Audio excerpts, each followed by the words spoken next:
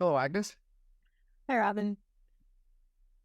So I thought we could talk about cancel culture today, because Scott Alexander had an interesting post, sort of referencing the difficulty of defining and also of drawing a line between, like, at what point do we call some activity cancel culture, um, versus not.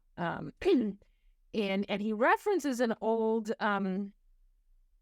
essay of mine on in which I explained why I thought philosophers shouldn't try to use petitions to adjudicate their disputes with one another, that was sort of anti-philosophical.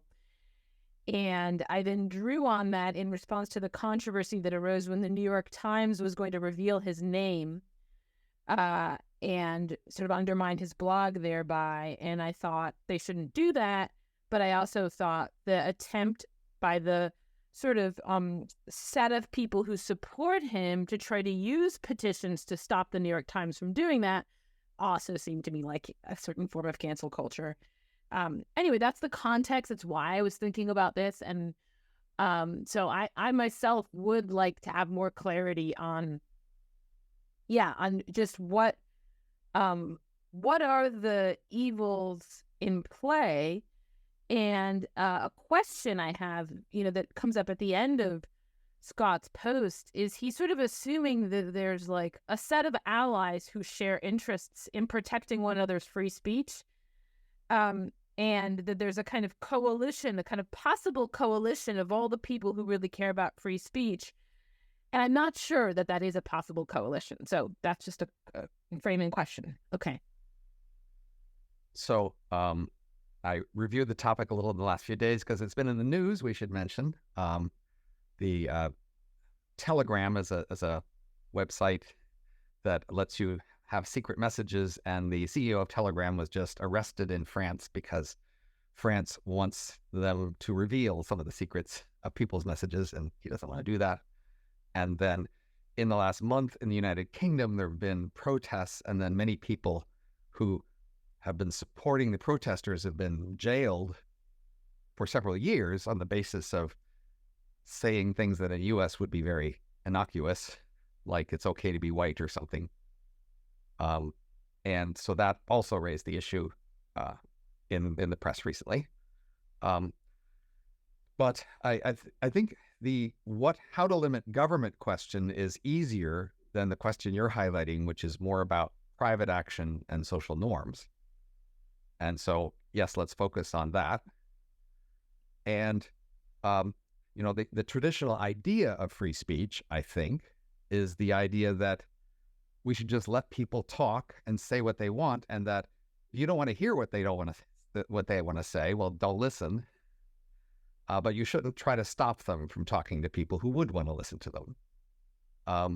Now, we have some, of course, sort of legal constraints on free speech, i.e.,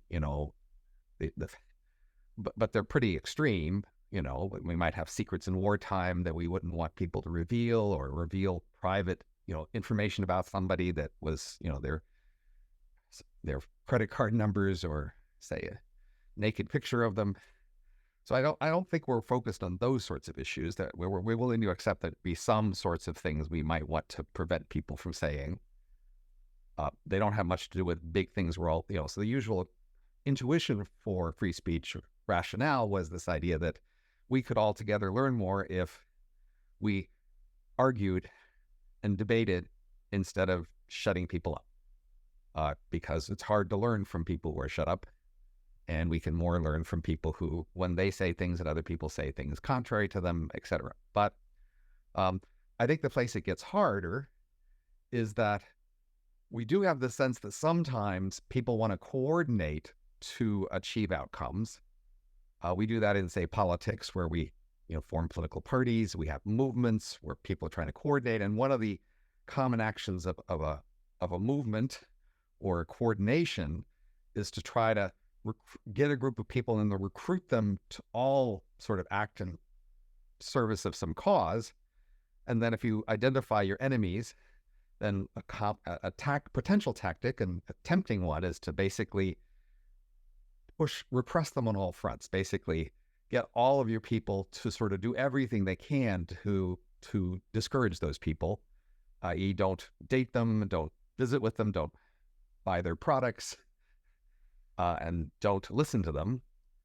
And that's more what's the key thing at issue here is some people have said some things that other people disliked, and then instead of just not listening, not buying the product, unsubscribing, whatever it is, they will coordinate to get a group of people who weren't paying attention to that particular person to say, you should do everything you can to also oppose them, and you should unsubscribe to any platform they're on.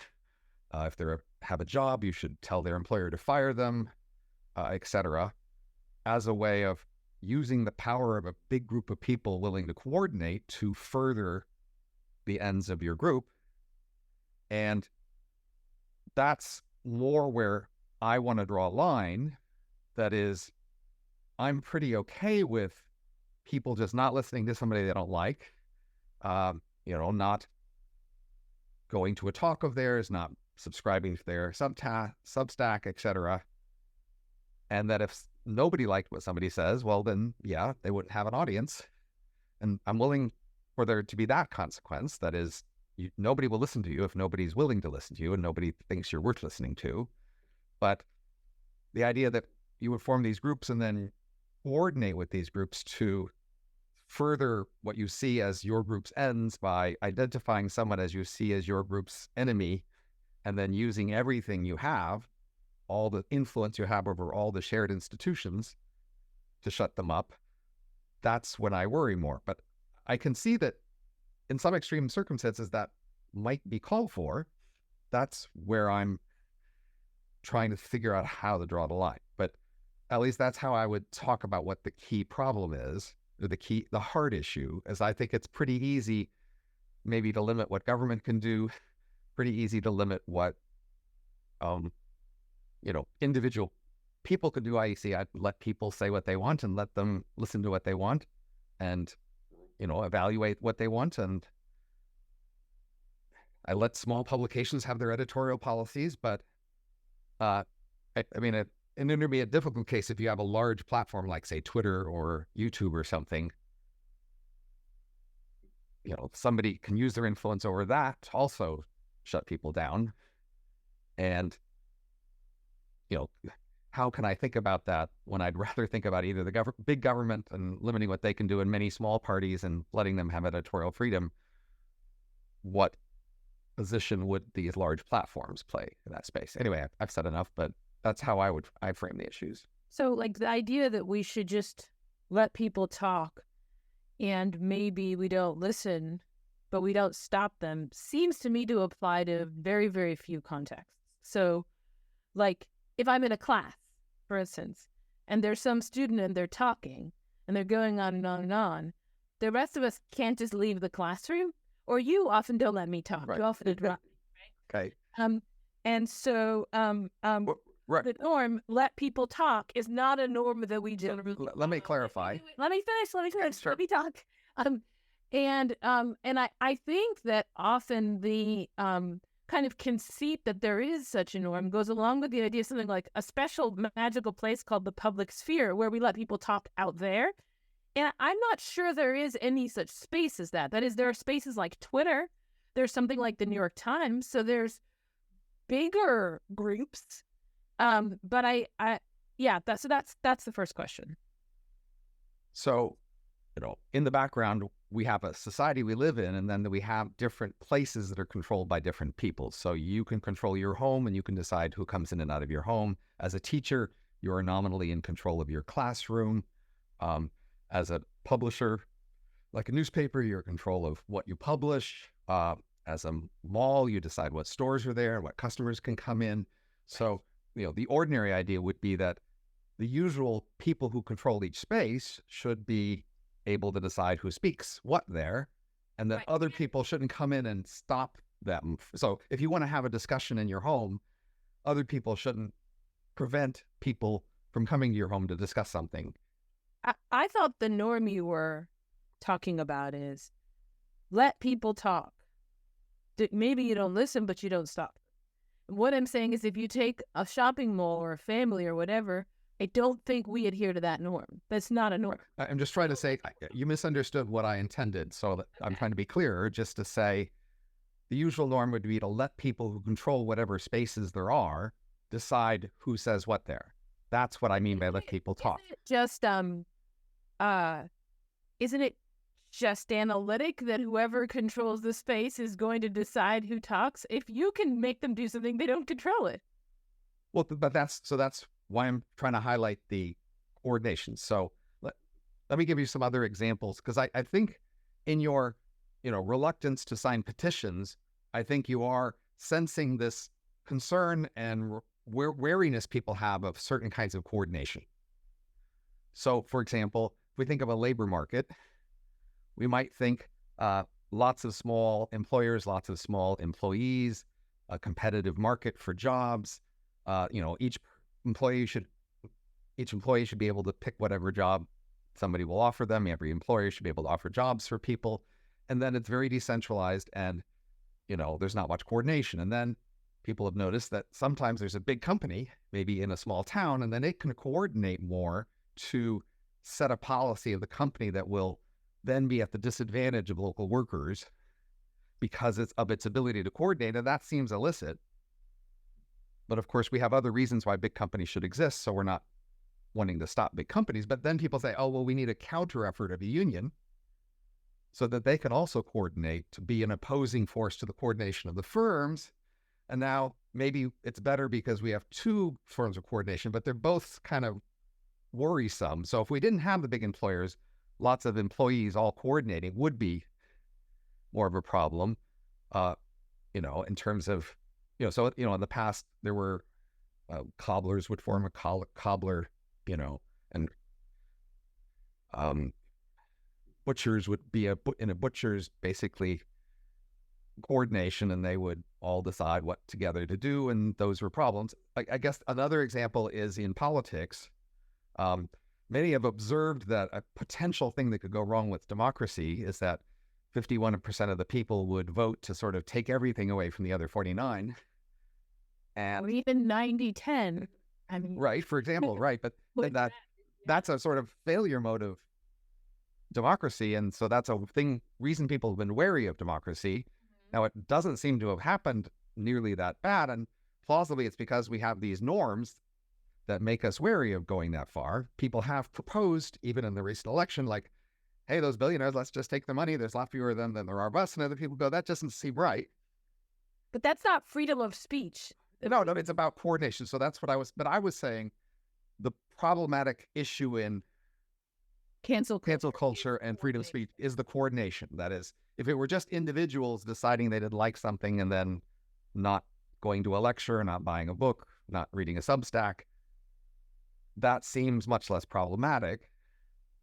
If it happens that almost everybody doesn't like something, they can hardly get any viewers. Like if somebody makes a movie and nobody likes it, I think that's fine. I don't think they don't even like it because it offends their morals. I think that's okay. But it's the coordination that's more worrisome, because then even if many people did want to listen to something, it can be shut down through the sort of shared institutions like a university or a platform like Twitter, et cetera.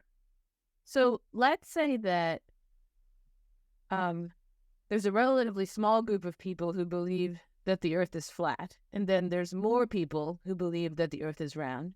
And let's say the people who believe that the earth is round coordinate to shut down the people who believe that the earth is flat. They coordinate in the following way. They try to produce really good arguments and books full of explanations. And when the flat earthers are willing to speak to them, what they try to do is persuade them out of their view. And so they're taking out a project. We're trying to eliminate flat earthism. And they coordinate to try to eliminate that view. And it's the many against the few. I think all that is fine. So it's a certain kind of coordination. Right. It's a certain kind of coordination that I'm worried about, not all possible coordination. Right. So that's really the point. It's not about coordination. It's about a kind of coordination. And that's why it's relevantly a question about free speech. We have to specify the kind of coordination. So what, for instance, if I use your fear of losing your job to get you to say the words, the earth is round, then the thing that is pushing you, the kind of pressure on you, isn't relevant to the question, is the earth round? That is, whether or not you will keep your job is not a consideration in favor or against believing that the earth is round or flat. So that seems to be to me, that's the issue, is that there are pressures that are not rational pressures that can be brought to bear on belief. That is indeed an issue, but I fear if we try to define the problem that way, we're making it way bigger and less tractable. So I think there is this shared concept of free speech and a norm favoring it. And I think it's more narrow than wanting to promote all sort of good thinking and, discourage all, thinking that isn't based well on evidence or something. That just seems way bigger than this issue.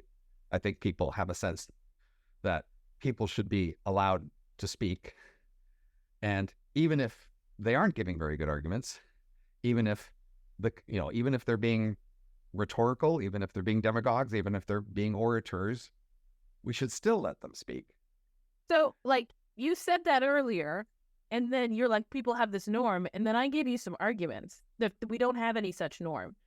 And then you said I misunderstood you, and what you really meant was that people who control an area shouldn't be interfered with by people who don't control it, which I said was be analytic part of the definition of control. And I'm not sure you're saying anything when you say the words people should be allowed to speak. That is, I just don't know what you're talking about. Whereas that's why I substituted a different claim, which is that there's such a thing as believing things for the right reasons.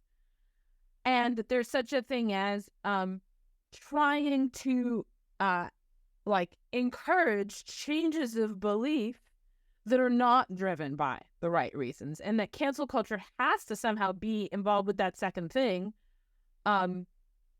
because the thing, just let people talk, that's just not a thing. There is no such thing. I was trying to make analogies to other ways that we are wary of certain kinds of coordination. And I was claiming that the issue, for me at least, is being wary of certain kinds of coordination with respect to cancel culture. So I gave a characterization of what the certain kind is. You didn't. And it's fine if you want to give a different one, but you need to give some characterization. My characterization is coordination to induce non-rational changes in belief. If that's not the evil one, then what is the evil one? So think of the example of a cartel or a union. These are familiar examples to economists. They are the kind of, problematic coordination that works. So if you have a bunch of employees, say, that coordinate, say, to create some educational classes where they can get training, or maybe coordinate to sort of share information about what job opportunities there are, or maybe share rumors about which places are good to work for, those kinds of coordination don't seem particularly problematic. Similarly, if firms coordinate to train their workers together, if they coordinate to, have people know about their kind of product, if they coordinate to be able to, share information about problems that might occur, those are also not problematic coordination. Let's say ones that are not problematic. You're not telling me what is. So that's what I was trying to point to the other ones. The problematic. What is it that the other ones have in common? That's what I want to know. I don't want examples. I want to know what is the problematic thing. Well, again, we have to start from examples to try to think of ways to characterize them in common. But okay. So you've given a bunch of examples. So now tell me whether the cartel, the union. Okay. The cartel and the union are basically saying people in this group may not associate with other people without the approval of the group. That's the key thing. The group puts limits on who can associate with who, how. In turn, that's the key coordination. So a union says you can't go to a firm and take a job they offer you because we need to all agree together on what jobs we're going to take for them. None of us are going to take any job unless we have a deal collectively with them. That's a coordination to raise the wages of the workers. And similarly, a cartel would have a coordination like that to raise the prices the customers would pay by the cartel saying, you can't just go sell whatever you want to anybody you want. You have to, abide by our central rules about who you're allowed to sell to. That's and the analogy for speech is saying, you have to follow our central rules about who you talk to, who you listen to. It seems to me that most groups do the thing you've just described, namely place limits on who can associate with who, how. Country clubs, obviously, I'm talking about outsiders. What outsiders you can serve, not the insiders. So a country club is a group of people who will agree to associate with each other in the club. But if you said you can't, if you bring outsiders in here. No, that's not what outsiders use. But that's not what we're talking about. Say you had a country club that says we won't allow anybody in here who associates with Jews. And there have been country clubs that could be like that. They said your association with those people makes you, illicit in our group because we're a group that's trying to coordinate on repressing that, opposing that other group. And therefore, we're going to place limits on what other associations you can have outside of our group. So it's something like the group that tries to be your only group. Like what you like is people can form whatever groups they want, but those groups have to not make the claim to be the whole background culture or something like that. Because a culture wouldn't do that, right? A nation does, like we're, Right. We don't let people travel to other countries, even if they are from our country. And some countries allow dual citizenship. Like we might not, for instance, So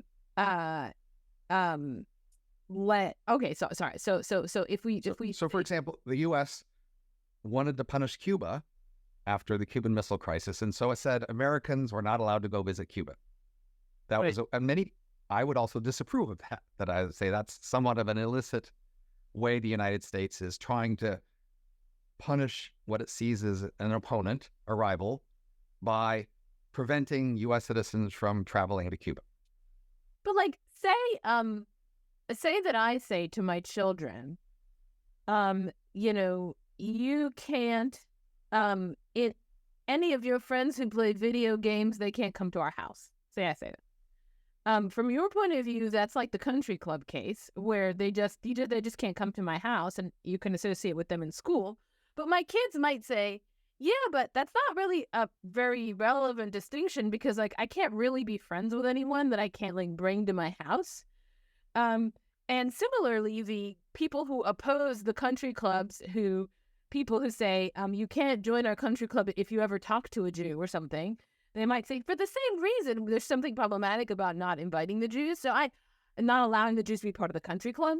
And so I'm not sure that I see such a principled distinction between whether what you do is prevent some people from coming in versus you try to legislate the associations that happen outside. So let me highlight a factor that's relevant in these problematic cases, but not in many of the other cases you might be thinking of. Mm-hmm. And that's sort of the importance of scope of the coordination. So say a union negotiating with a firm, it's important that the union contain a large fraction of the workers who might work for the firm. If it was 2%, it just doesn't work. Mm-hmm. So there's this attempt to get a large fraction of people to all be on the group saying, we're not going to accept a job unless we all do. Similarly, for a cartel, you need all of this, a large fraction, even most of the suppliers of industries like OPEC, back in the day, restricting oil prices.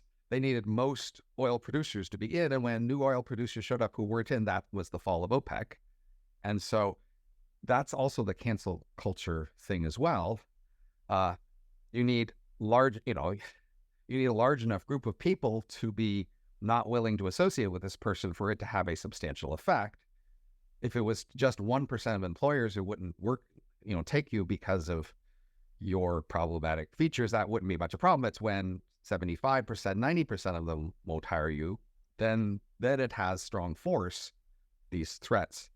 And that's the coordination that we're talking about, a group of people trying to become a large fraction of all the people someone could associate with, and then using that strategic power to impose terms on them. And that's what a boycott is, and that's perhaps what even a petition is trying to create the impression of.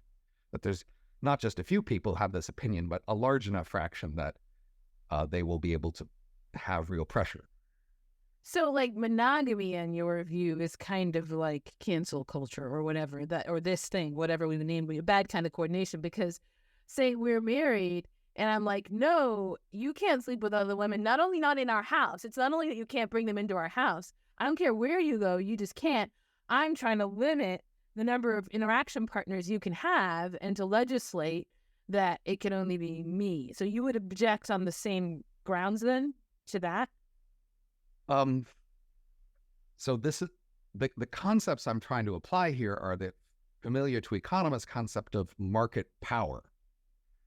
Right. So that, as relevant as what's the relevant market. So if oil producers, you see, have a, conspiracy together to limit oil prices, that will, have power to the extent that people need oil and they just don't have other substitutes. So if the solar, wind power isn't part of the conspiracy, that's not a problem. If that's just not much of a substitute for the rest. If we have, a pretty competitive market for who you marry, who you have as a partner, then we don't have the distortions of market power happening in choosing a particular marriage partner. Now, after a while, once you have become attached to your partner, then there is a lot of market power. And so that's actually an issue in the same way for an employer and employee. Once they had a long-term relationship or friends, then there is more market power. And then we tend to think of, as economists, that that's well enough disciplined by the earlier market when you had lots of choices, that you choose where you get locked in. You might think that, like, in a culture with social monogamy norms, actually the earlier part was also subject to a certain kind of coordination. That's what norms are, is coordination, right? And so you never really had the choice to right. So if monogamous, because all the women that you would approach would have said to you no, because they had the whole force of, like, culture behind them and the social norms. Right.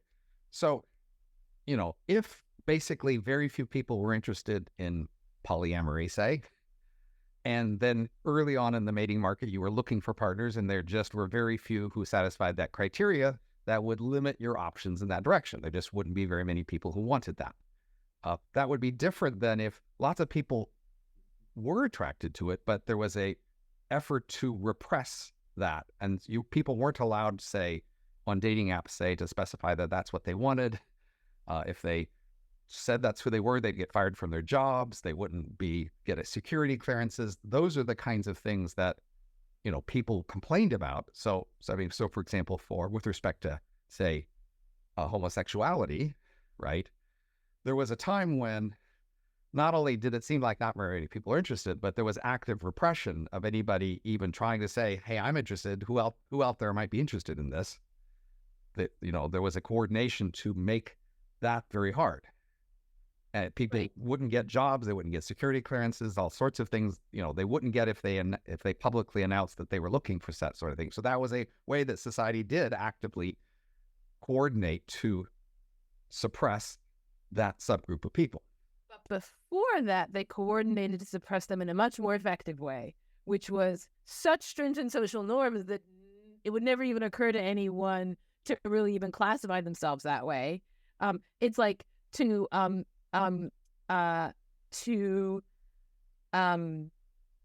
suppress, like, women's desire for freedom. Once the women have a little bit of a taste for freedom, you have to engage in active suppression. But the social norms are a way to do that without any, like, active suppression. It just seems like the idea of limits on association is just very deeply built into culture. That's part of what culture is. I mean, part of the origin of, say, free speech was a few centuries ago when there were some people called liberals who wanted to talk about, say, birth control or women's voting or other sorts of options. And the culture, most people didn't even notice there were options. Then some people wanted to call those options to people's attention and to advocate for them. And then they faced repression. That is, and that's the origin of much of modern free speech. discussion is, in fact, those efforts to call attention to the possibility of changing norms, to question norms, and do that via speech. And then there was active repression of that speech as a coordination to prevent those options from being things people are aware of. Right. But it seems to me that if we're trying to defend it, defending it by saying there shouldn't be any limits on association is that seems to me to just be a much broader category, which is very, very close to the idea of culture itself. And so it seems like what we ought to be defending is not anything about association, but something about the process of trying to arrive at the truth. Like you said early on, right? You said something like, well, if people like are allowed to say what they think, then we'll all learn more. Somehow that got elided from the discussion, and now it seems like it's a discussion about like people being able to have as many trade partners as possible or something like that. And that seems to me to be a slightly different issue from the issue of how do we enshrine the value of the pursuit of truth? Because at least it's conceptually possible that a society that is in some ways very repressive could still be oriented towards the pursuit of the truth. It would just be repressive about stuff that's not relevant to the pursuit of the truth. So to stand back for a moment, this is a common thing that happens in the world, and we're struggling with it. The scenario is that we have some rough norms and patterns of behavior that we like and some that we don't, and that we give some names to, and that in history, people have had examples that were categorized as, in fitting with this name or not. So free speech is an example of that. When people grow up, they hear many things, and those are called examples of free speech, and other things are said not to be. And we, in some areas, have sort of the perception that many people support that, maybe in other areas less.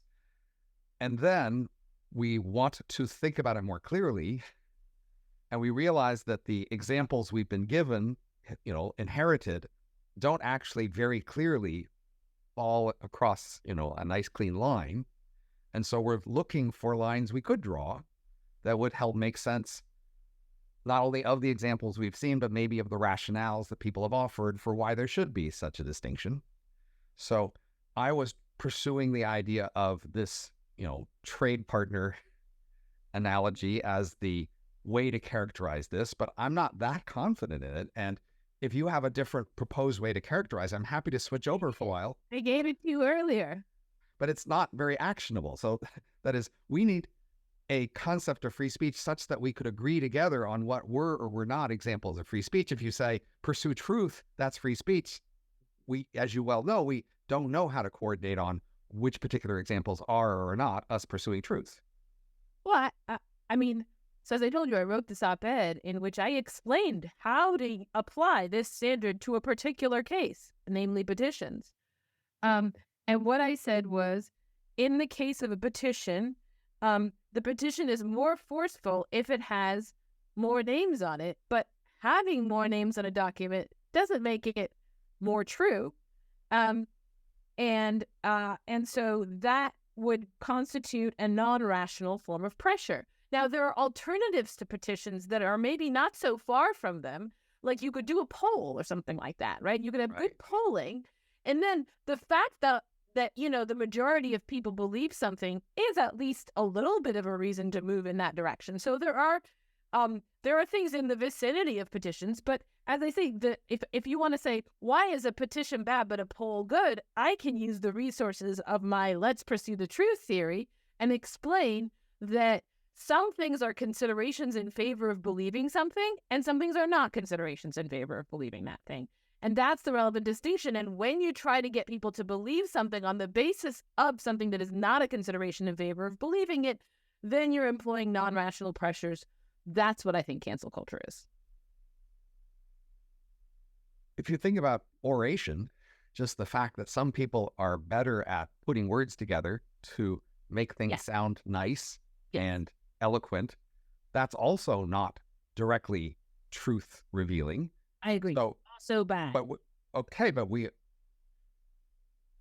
I don't see how our disapproval of that helps us decide when people have crossed a line for some sort of, so we're trying to draw a line for, say, cancel culture, and we're going to allow oration. We're not going to ban oration from the world. I don't think we should ban anything. So this gets to the second part of it, which is like, suppose you care about rational argument.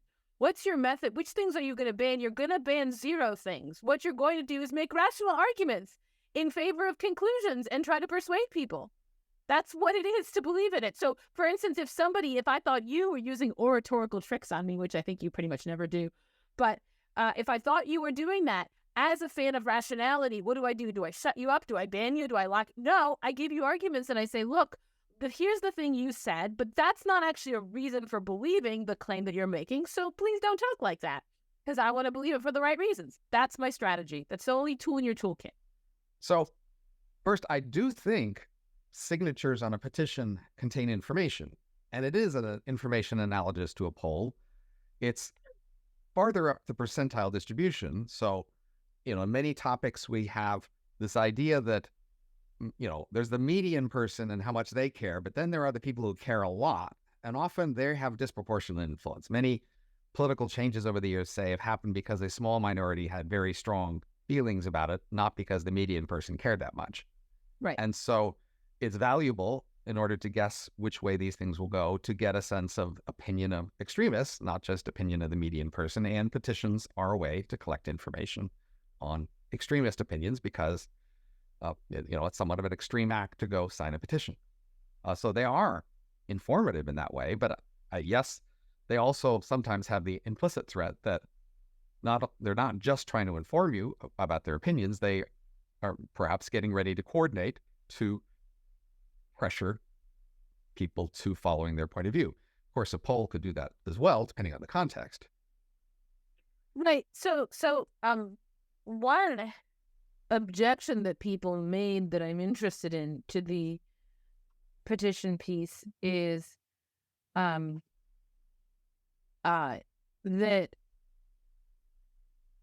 people need to know what to pay attention to. And what the petition does is draw attention to a set of claims. And the fact that many people believe something might be reason to pay attention to it.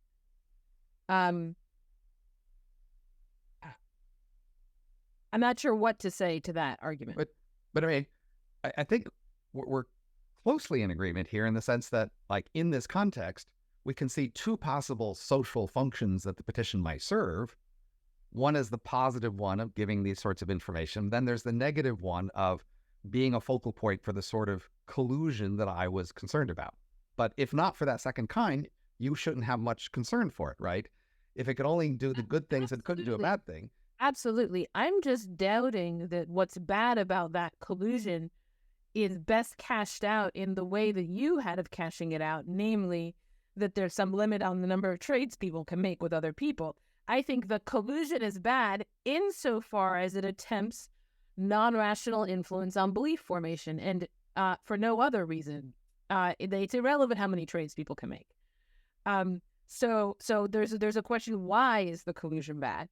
But I think you're right that I could imagine a world where your point about, like, petitions give us information. I mean, this is why I said a poll, because it's not just that the petition attempts to, the petition about Scott Alexander was attempting to pressure the New York Times, right? To be like, think of all these people who are going to not just cancel their subscriptions, but try to get other people to cancel their subscriptions. Right. That was clearly behind the ethos. That's the limit on trade. That is the collusion of sort I was talking about, right? But the thought was, the reason that puts pressure is you're going to lose money. Right. And you don't want that. And so you shouldn't do this thing. Now, the loss of money isn't a reason not to do this thing. The reason to do the thing is, like, it would be wrong to reveal his name or whatever. That is the actual notional consideration, is that. But suppose that the New York Times could just get, was just unsure. Is it wrong or right to reveal Scott Alexander's name? And then they wanted to get information on that. And if the petition were presenting itself as, a way of allowing the New York Times to get information on how many people think this is wrong or how many people, really think it's wrong or something. Yeah, I agree that might be okay. I just think that that's not fundamentally what it is. It's not just that they're trying to put that pressure. It's also that people put a lot of pressure on one another to sign the petition. That is, it's not only extremists. It's people who want to signal that they're part of a certain group. I think that was very true of the people who signed the Scott Alexander thing. It's like, if you're, even in Scott's response to me, like his thing was, oh, she said she supports me, but she didn't sign the petition, right? So how much can she signaled that she doesn't support me. In fact, they never said I supported him. I just said that I believed that it was true that they shouldn't reveal his name, right? It's not the same as supporting him. But the question, are you a supporter or not, then becomes the question for signing the petition. And so it's collusive or pressuring, non-rational pressuring at both ends, both in who signs and in the effect on the person who receives this set of signatures. So norms and even laws, such as crime laws, tend to work much better when they're trying to suppress something that's rare anyway. Something that's ubiquitous is much harder to deal with. So, for example, most crime laws are trying to suppress things that don't happen very often, even jaywalking or stealing or, fraud. Because they're rare, we try to draw a line around them, and then we make rules that try to suppress them, and then we can be rather successful with that. But obviously, there are lots of things that go wrong in the world. People are often not respectful of each other. They insult each other, things like that. But they're so ubiquitous, and it's really hard to draw a line that we just don't try to use law or even norms that much to try to suppress things that are just ubiquitous. So that's why I would recommend the cartel view here, because in fact, cartels are rare. That is, most workers can't be bothered to make a union. Most industries can't manage to make a cartel. It just takes a lot of work and trouble to set up these coordinations. Most people don't get canceled. And so the key canceling problem seems like it's a rare phenomena. That is, somebody has to bother to set up some sort of a, discussion or outrage about something and get some momentum going, and then something happens. But it doesn't usually happen to most people, even when they say mildly offensive things. And so that's why it seems there's the potential for having a norm that would sort of draw a line around it and try to suppress it because it's rare. Whereas you're talking about just everything people does that isn't fully truth-oriented. And honestly, most conversation and most thinking isn't very truth-oriented. And if we're trying to fix all of that, we're just not going to have much luck, at least with a particular norm with a boundary that trying to go for a particular problem. I guess we're just asking different questions. It's like, you want to know, what should we ban? And I'm happy with the thought, well, that requires a lot of practical expertise. Like, neither of us has really enough of it. And there's people probably who specialize in that. And I'm pretty happy to leave it to them, but maybe they want a little philosophical advice every once in a while. But I'm not that worried about the question, what should we ban? It's not banning, it's having norms against. Right. Looking askance at what is wrong? Like, what is the thing that is wrong? What is the thing that is going wrong? What is the thing that is going wrong in the petition? And I don't think limits on who can associate with who is a plausible answer to that question. And when you say, oh, cartels are not common, like, I just think every family is a kind of cartel. And if I put restrictions, like, even just saying that, like, my kids, say my kids can't, like, leave the house past a certain time at night. I mean, that limits their set of associations. Like, we're just doing this all the time. Limiting who can associate with who is, like, the basic backbone of any kind of right. But I tried to point out how I'm not talking about all possible limits on associations. I was talking about a particular kind that's rare, this kind like a union. Like, well, but when you say a kind like a union, and then I want to know what kind is that, and it kind of seems like maybe it's just that there's a lot of people involved. It's one that needs to have a large fraction of the relevant people as part of the group. That's what it is. Family. It's also true that 100% of your family members tend to have to be involved in enforcing the family rules, or at least the parents. So that's a large fraction. A large fraction of your parents are going to be involved. I'm invoking the standard set of economics theory here by which we understand when market power is a problem, when it's not. And market power isn't usually seen to be so much of a problem in the family. So that's why we cannot be so worried about it. I mean, I can't tell, maybe then there's some secret reason that economists have that you haven't been able to explain to me that would explain the difference between these two things. Or maybe the economists themselves just don't really know why market power is the problem, and that's why they can't tell me why it's not a problem in the family. But as I said, the consideration that I brought to bear actually does say what the problem is, right? So that to me is progress, is picking something out that is I'm not sure why limits to association are a problem. As I see it, limits to association are a condition on culture.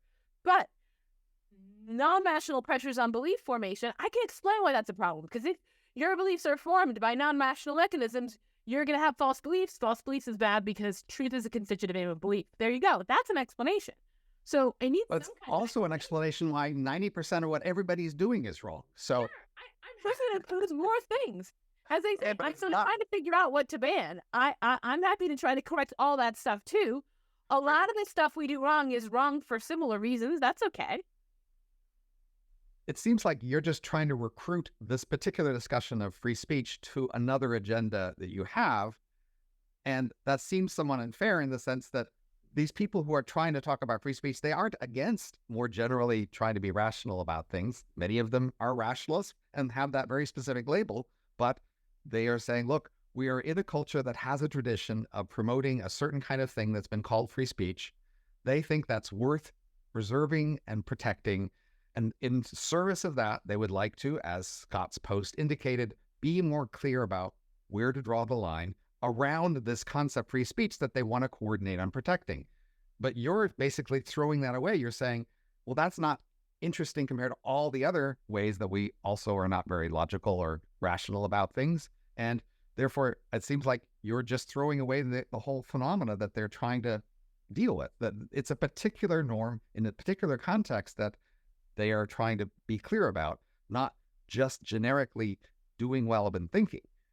Well, when we say they, the people we're talking about are me. That is, I wrote this piece, and Scott is in part responding to me. So I'm part of the they here, right? So what questions I was trying to raise, that's part of the issue here. And I made a very concrete argument about a very concrete case and where I think we should draw the line. And I'm happy to talk through Scott's cases. I think I roughly agree with you. I think I might draw the line a little bit earlier. I think you were at like A10 or A11, and I was at like A7. But I can explain why I would draw the line where I would using my criterion, right? So, he has a list of things where you're like offended by the fact that there's a podcast that promotes pedophilia, and you could just not subscribe to it. You could not subscribe because it there's one episode of that kind, etc. And he has a bunch, and I would draw the line where you post on social media, that was gross. I can't believe they would do this. Where, to my mind, what you're doing there, the way I interpret that speech act, this could be a misinterpretation, but the way I interpret it is you're trying to put non-rational pressure on people to be opposed to this thing, to this podcast for not the right reasons, that is through disgust or whatever, instead of just making the case against it. That would be the way to try to influence the beliefs of other people. So Agnes, I draw the line. You're well aware that you're a very good writer in the public sphere, and that your writing is quite different than a mere, straightforward listing of art premises and conclusions of arguments. So you are accommodating, at the very least, all of these irrational habits and styles of people in your writings.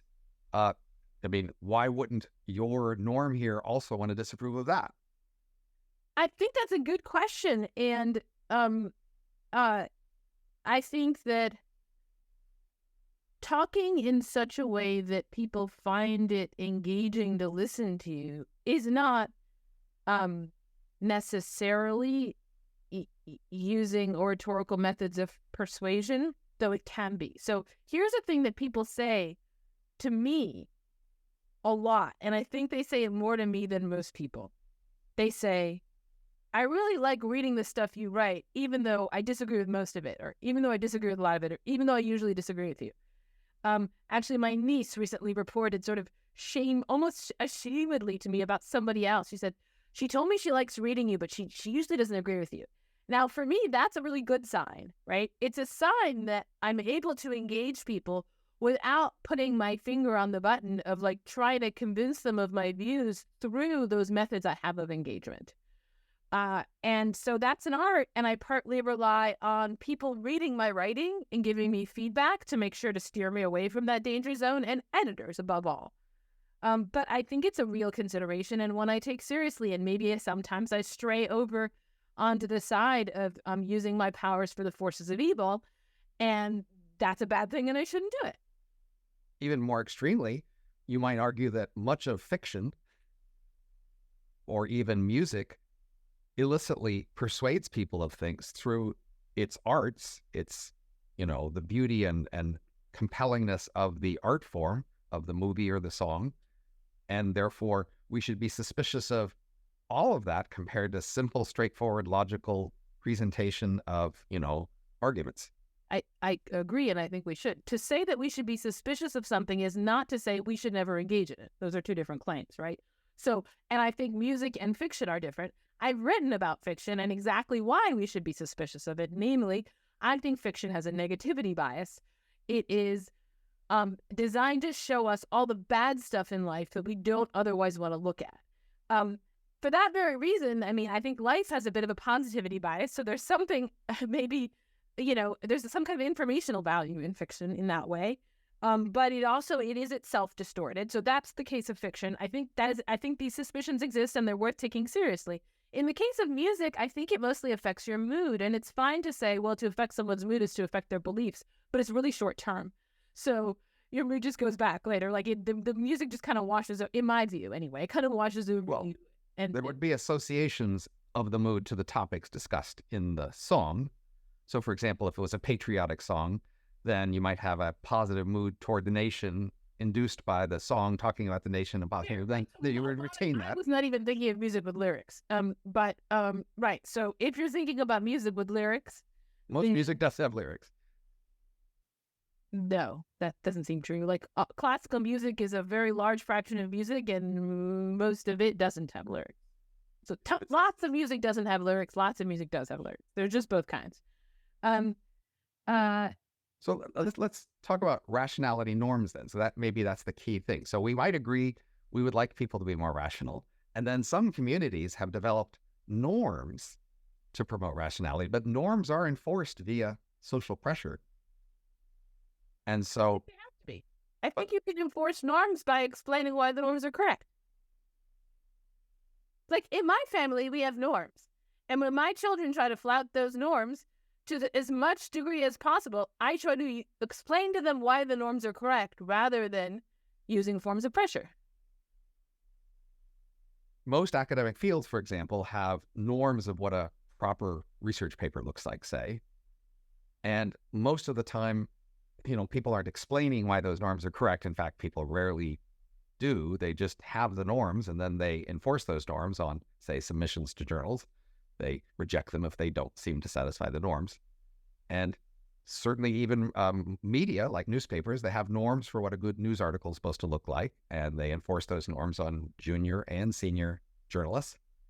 And they have some rationale sometimes in terms of truth orientation, but, they just seem to also have some, local inertia. Different groups all claiming to promote truth has very different norms about what proper methods are. But I think there are different ways that you can respond. I think it's fine to take the norms as like a starting point. But if someone has like some good reason for opposing them or for wanting a justification of them, then one thing you can do is just use, social pressures to shut them up. And another thing you can do is explain why the norm is a good norm or take into consideration their reasons for thinking that we should have a different one. Do you know how long we've been talking? Has it been? Not quite an hour, but we can stop. One more observation is that courts have rules of evidence. That is, they have rules about the kinds of things you're allowed to say in court to persuade a jury or judge. Right. And I guess you would be against those rules. That is, they don't, in each case, I mean, obviously, someone could say something on one side of the case violating those rules, and we could say then the other side can explain why that was a bad thing to do. But that's not how we do it. We just don't allow certain kinds of things to be said in court that don't satisfy the standard rules of evidence. So the thing that I think would be bad is if we tried to get someone to believe, say, that the standard rules of evidence are correct for reasons other than reasons that would make them correct. For instance, by saying, you're an idiot if you don't follow those or whatever. But no, I'm not generally opposed to the existence of rules. And in general, people, in order to coordinate, have to follow rules. But I was emphasizing it's the same as the idea of limits on association. How was that different? So I was talking about like groups of people having a norm about certain kinds of things being cancel culture, and then we'll try to have a norm that you just don't do that, and we look askance if you do that. But you say, no, that's pressure, that's not persuasion. But instead of looking askance, there's another thing you can do. But in courtrooms, again, if there's the rule there's evidence you can't present and you're not allowed to present, and you can't argue against the rules of evidence in a particular trial, you just can't present the evidence. Right. So I guess I think in the context of a courtroom, the forum for arguing against the rules of evidence isn't the courtroom. It's, some very far removed thing from the courtroom. But if our method of dealing with whether those should be the rules of evidence is just shaming anyone who ever questions them, that's a bad method. But then why couldn't we have rules against cancel culture, and then this is the sort of forum where we argue about that? But then when we have cancel culture show up, we just impose the rules that we don't discuss in that context, the reasons for it. Yeah, I think that actually that would be fine. If we had the other thing, that is, if we had any sense that we had arrived at some set of rules using a good procedure. But as far as I can tell, it's true for law as well. I mean, the procedure we use to come up with rules of evidence is not very inspiring to me. Well, I'm not happy with that either. I mean, I'm fine with being unhappy with more things. But I think that if we had the sense of, so maybe the point is this, like you say, okay, we want to have a system which draws lines. And I guess my thought is we're at a very early stage here of this conversation where I don't think we've even settled what is the basis on which we should be drawing these lines. And a lot of people have strong intuitions about exactly where the lines go, and they're sure that they know what this free speech thing is. And I just think we're way further back. We don't really know what we're doing. And if we were to think this thing through, then we could institute some kind of a system, and then we could enforce the system. And when the people on whom we were enforcing them are like, wait, why are these the rules of evidence? Why are we doing this? Then we'd have something to tell them instead of just, aren't you in favor of freedom or something? Aren't you friends of Scott Alexander or whatever, right? Right. Well, right now, that's what we've got. And the thing we've got does not qualify as free speech. It's methods. If we've had this for several centuries ago, then plausibly it would take several centuries more to get the sort of consensus you're expecting. Yeah. And we just can't wait several centuries. Why not? To take action. Why not? Well, we have to make choices now about canceling or things like that. Oh, sure. But look, we've always had to make choices on the basis of poor theories and poor intuitions. And maybe then my thought is, yeah, I'm not that interested in weighing in on which should we make this bad decision or this other bad decision. The much more interesting question is, let's try to make progress on the real issue so that we can move towards making the good decisions. I'll let you have the last word because we should stop. But well, thanks for discussing this. okay. All right. Till next time. Yeah.